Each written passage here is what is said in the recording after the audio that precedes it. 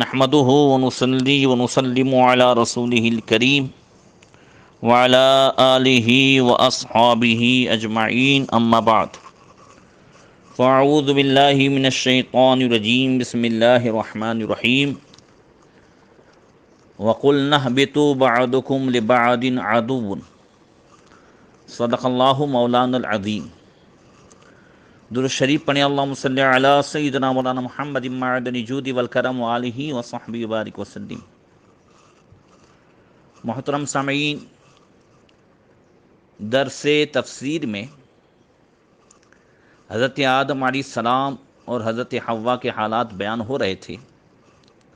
بیچ میں شیطان کے مکر و فریب کے تعلق سے کچھ باتیں قرآن اور احادیث کی روشنی میں بیان کی گئی. اللہ تبارک و تعالیٰ اس کے مکر و فریب سے ہم سب کی حفاظت فرمائے. آج سے پھر سے وہی سلسلہ شروع ہوتا ہے حضرت آدم و حضرت حوا کے تعلق سے.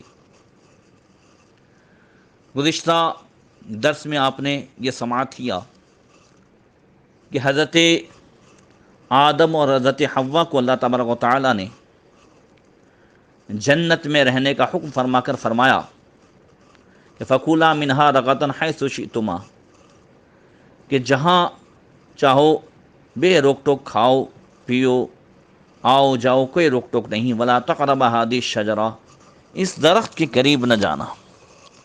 اور پھر آپ نے یہ بھی سماعت کیا کہ اسی کے ساتھ ساتھ شیطان نے انہیں وسوسہ ڈالا اور اس درخت کے پھل کو انہوں نے کھا لیا، جس سے جنتی لباس ان کے جسم سے اتر گیا. اب اللہ نے فرمایا وَقُلْنَا اهْبِطُوا بَعْضُكُمْ لِبَعْضٍ عَدُوٌّ، اور ہم نے کہا کہ تم اتر جاؤ کہ بعض تمہارے بعض کے دشمن ہیں.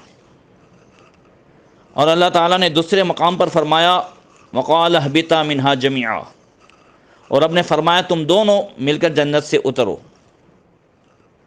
دونوں آیتوں کا مقصد یہی ہے کہ حضرت آدم اور حضرت حوا اور ساتھ میں ان کی اولاد جو قیامت تک ہونے والی تھی، انہیں زمین پر اترنے کا حکم دیا گیا اور فرمایا تمہاری اولاد بعض دوسرے بعض کی دشمن ہوگی.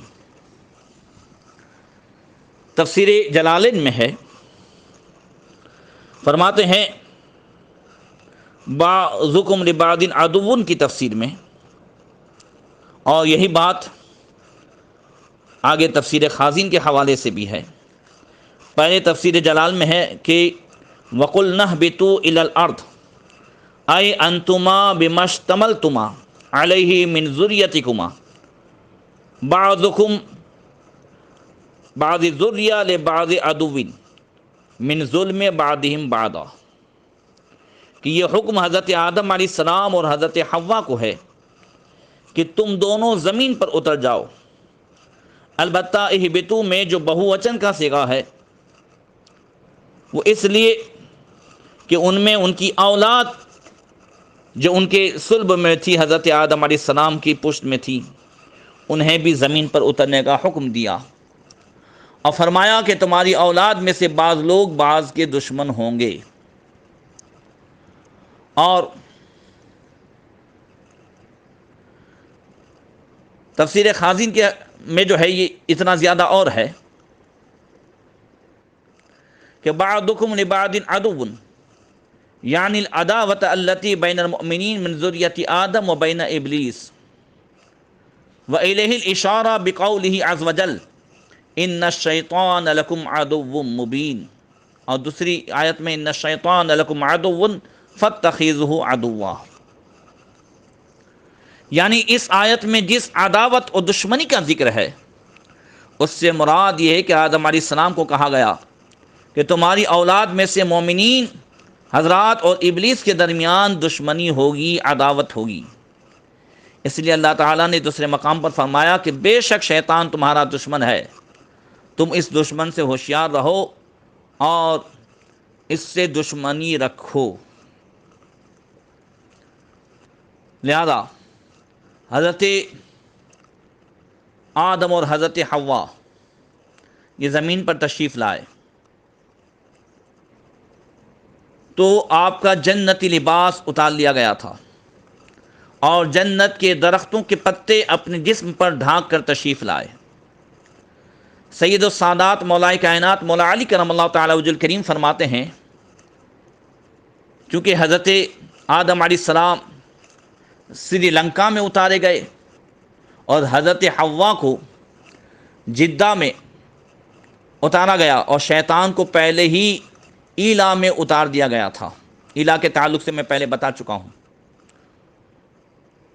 تو حضرت مولا کائنات فرماتے ہیں کہ ہندوستان کی زمین، چونکہ پہلے ہندوستان یہ سری لنکا اور یہ بنگلہ دیش، پاکستان، یہ کل ملا کر کے ہندوستان تھا،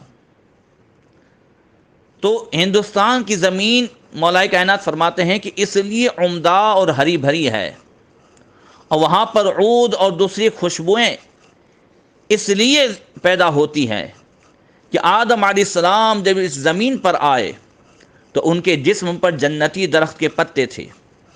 وہ پتے ہوا سے اڑ کر جس درخت پر پہنچے وہ ہمیشہ کے لیے خوشبودار ہو گیا۔ سبحان اللہ۔ حضرت آدم علیہ السلام جنت سے مختلف قسم کے بیج اور 3 قسم کے پھل اور حجر اسود یعنی وہ پتھر جو خانہ کعبہ میں لگا ہوا ہے، اور وہ عصا جو بعد میں موسیٰ علیہ السلام کے ہاتھ آیا جس کی لمبائی 10 گز تھی، آدم علیہ السلام یہ سب اپنے ساتھ لے کر آئے تھے، اور کچھ سونا چاندی اور کچھ کھیتی باڑی کے سامان بھی اپنے ساتھ لائے تھے۔ حضرت آدم علیہ السلام زمین پر تشریف لائے، بعد میں آپ اس قدر گریہ وزاری اور رونے میں مشغول ہو گئے، 300 سال تک روتے رہے، اور جو کچھ ساتھ لائے تھے، خاص کر کے جو بیج لائے تھے جنت سے، ان کی طرف آپ کی توجہ نہ ہوئی۔ شیطان نے ایک مرتبہ موقع پا کر کچھ بیجوں کو ہاتھ لگایا، جس بیج پر اس کا ہاتھ لگا وہ بیج زہریلا ہو گیا، اور جو بیج اس کے ہاتھ سے محفوظ رہا اس کا نفع باقی رہا، جو آج بھی ہم اٹھاتے ہیں۔ حضرت سیدنا آدم علیہ السلام کے ساتھ 3 قسم کے جنتی میوے آئے، ایک وہ جو پورے کھا لیے جاتے تھے، پورے کھا لیے جاتے ہیں، دوسرے وہ جن کا اوپر کا حصہ کھا لیا جاتا ہے اور گٹھلی پھینک دی جاتی ہے، جیسے کھجور، آم وغیرہ، تیسرے وہ جن کا اوپر کا چھلکا پھینک دیا جاتا ہے اور اندرونی حصہ کھا لیا جاتا ہے، جیسا کیلا وغیرہ۔ اور صحیح روایت کے مطابق یہ بھی ہے کہ حضرت آدم علیہ السلام اپنے ساتھ جنت سے کچھ لوہا اور کھیتی باڑی کے سامان بھی لائے تھے، اور حجر اسود جو حقیقت میں یہ جنتی پتھر ہے، جب وہ ساتھ میں لائے تو اس کی روشنی کئی میل تک، کئی کلومیٹر تک جاتی تھی، اور جہاں تک اس کی روشنی شعاعیں پہنچی تھی اتنی حد تک حرم کی حدیں قائم ہو گئی۔ آج ہم دیکھتے ہیں ایک طرف 26 کلومیٹر، ایک طرف جو ہے کچھ 14-15 کلومیٹر حرم کی حدیں ہیں، جیسے مسجد عائشہ تک حدیں ہیں۔ ادھر ہم جب انٹری کرتے ہیں تو لکھا ہوتا ہے للمسلمین فقط، اونلی فار مسلمانوں کے لیے انٹری، وہ بھی جو ہے حرم کی حد ہے۔ تو جہاں تک حجر اسود کی روشنی پہنچی وہاں تک حرم کی حدیں قائم کر دی گئیں۔ حضرت آدم علیہ السلام کو دنیا میں آ کر بہت وحشت و گھبراہٹ ہوئی، تو حضرت جبرائیل علیہ السلام کو اللہ تعالیٰ نے حکم دیا کہ زمین پر آئے اور بلند آواز سے اذان کہے۔ جب حضرت آدم علیہ السلام نے اذان میں ہمارے آقا صلی اللہ علیہ وسلم کا نام سنا تب ان کی وحشت دور ہو گئی۔ یہ تمام واقعات صحیح احادیث سے ثابت ہے، اور حضرت شاہ عبدالعزیز محدث دہلوی نے تفسیر عزیزی میں اور حکیم الامت مفتی احمد یار خان صاحب نعیمی نے تفسیر نعیمی میں بھی بیان فرمایا۔ اللہ ارشاد فرماتا ہے حضرت آدم علیہ السلام کی توبہ کے تعلق سے کہ فَتَلَقَّىٰ آدَمُ مِن رَبِّهِ كَلِمَاتٍ فَتَابَ عَلَيْهِ إِنَّهُ هُوَ التَّوَّابُ الرَّحِيمُ۔ پھر سیکھ لیا آدم نے اپنے رب سے کچھ کلمے، تو اللہ تعالیٰ کی رحمت ان کی طرف متوجہ ہوئی، اور بے شک وہی بہت توبہ قبول فرمانے والا، رحم فرمانے والا ہے۔ بعض مفسرین نے فرمایا کہ یہاں حضرت آدم نے اپنے رب سے جو کچھ کلمات سیکھے وہ کلمات کیا تھے؟ تو حضرت عبداللہ ابن عباس رضی اللہ تعالیٰ عنہ سے روایت ہے، اور بعض دیگر علماء اور مفسرین نے فرمایا کہ وہ کلمات ربنا ظلمنا انفسنا وان لم تغفر لنا وترحمنا لنکونن من الخاسرین تھے، جو اللہ تعالیٰ نے 8ویں پارے میں جس کو بیان فرمایا کہ آدم علیہ السلام نے عرض کی، اے ہمارے رب، ہم نے اپنی جانوں پر ظلم کیا، اگر تو ہماری بخشش نہ کرے اور ہم پر رحم نہ فرمائے تو ضرور ہم نقصان اٹھانے والوں میں ہوں گے۔ یہ حضرت آدم علیہ السلام مٹی سے پیدا ہوئے تھے، اس میں عاجزی ہے، انکساری ہے، اور یہی ابن آدم کو بھی چاہیے کہ اپنی خطاؤں گناہوں کا اعتراف کرے۔ حضرت آدم علیہ السلام کی تو یہ عاجزی انکساری ہے جس کے تعلق سے باتیں گزر گئیں۔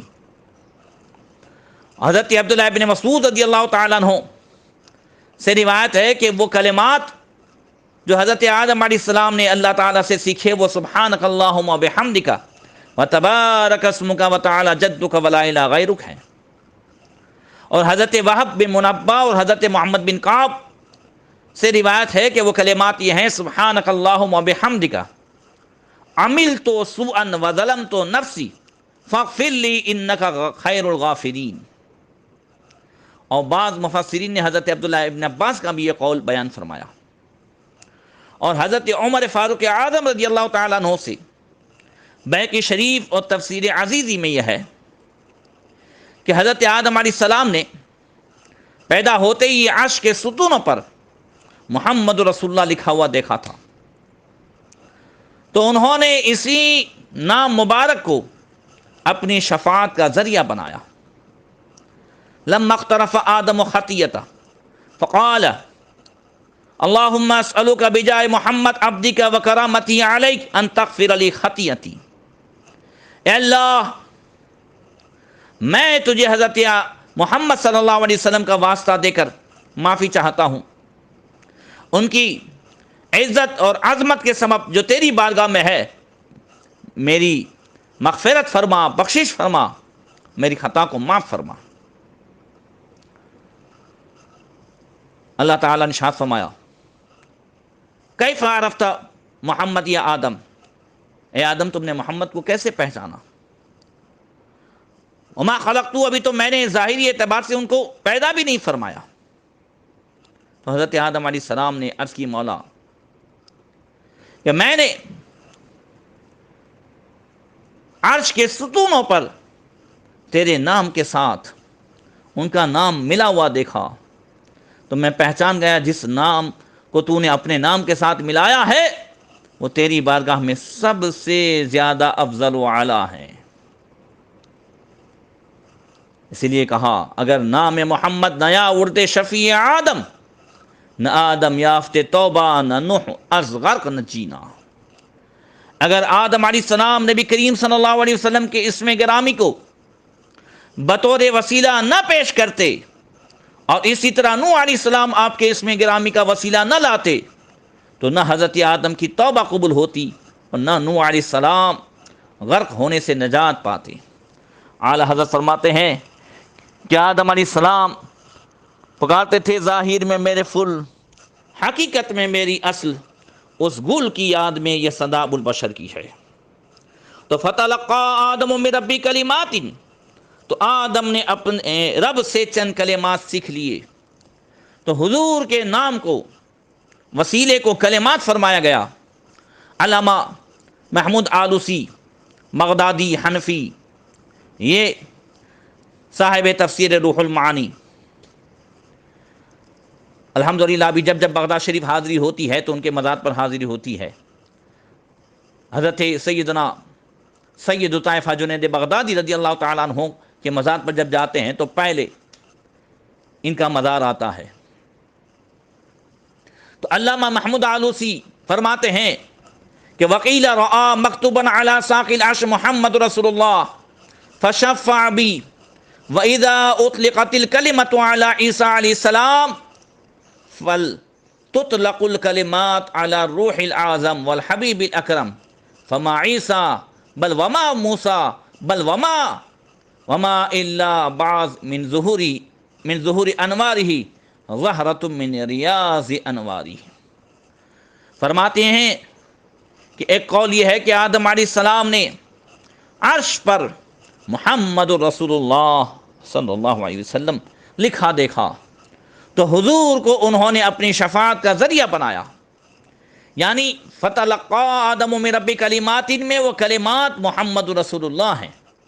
حضرت علامہ آلوسی فرماتے ہیں جب قرآن مجید میں عیسیٰ علیہ السلام کو کلمت اللہ کہا گیا تو روح اعظم حبیب اکرم محمد رسول اللہ صلی اللہ تعالی علیہ وسلم پر کلمات اللہ کا بولا جانا یہ کوئی نئی بات نہیں ہے. ضرور ہی یہ ثابت ہو جائے گا کہ حضور بھی کلمت اللہ ہے. اس لیے کہ اگر حضور نہ ہوتے تو نہ عیسیٰ ہوتے نہ موسیٰ ہوتے، بلکہ عالم امکان میں کوئی کسی کا بھی وجود نہ ہوتا. سب حضور صلی اللہ تعالی وسلم کے ظہور انوار کے جلوے اور آپ ہی کے گلزار حسن کے مہکتے ہوئے پھول ہیں. وہ جو نہ ہوتے تو کچھ نہ ہوتا، وہ جو نہ ہو تو کچھ نہ ہو. جان ہے وہ جہان کی، جان ہے تو جہان ہے. سبحان اللہ. حضرت آدم علیہ السلام کی توبہ کس دن قبول ہوئی؟ حضرت آدم علیہ السلام کی توبہ جمعہ کو قبول ہوئی. آپ کی پیدائش بھی جمعہ کے دن ہوئی اور جنت سے باہر تشریف لانا بھی جمعہ کے دن ہی تھا، اور وہ عاشورہ یعنی 10 محرم کا دن تھا. خیال رہے کہ عاشورہ یعنی 10 محرم کے دن جمعہ کو بڑے اہم واقعات ہوئے. آدم علیہ السلام کی توبہ قبول ہوئی، نوح علیہ السلام کی کشتی جودی پہاڑ پر لگی، یونس علیہ السلام مچھلی کے پیٹ سے باہر آئے، ایوب علیہ السلام کو جو ہے شفا ملی، موسیٰ علیہ السلام کا جو ہے بنی اسرائیل کو فرعون سے نجات دلانا اور فرعون کا ڈوب جانا، یہ سب عاشورے کے دن ہوا. حضرت یعقوب علیہ السلام یوسف علیہ السلام سے ملاقات، یہ بھی عاشورے کے دن. حضرت امام حسین کی شہادت کربلا کے میدان میں عاشورے کے دن ہوئی.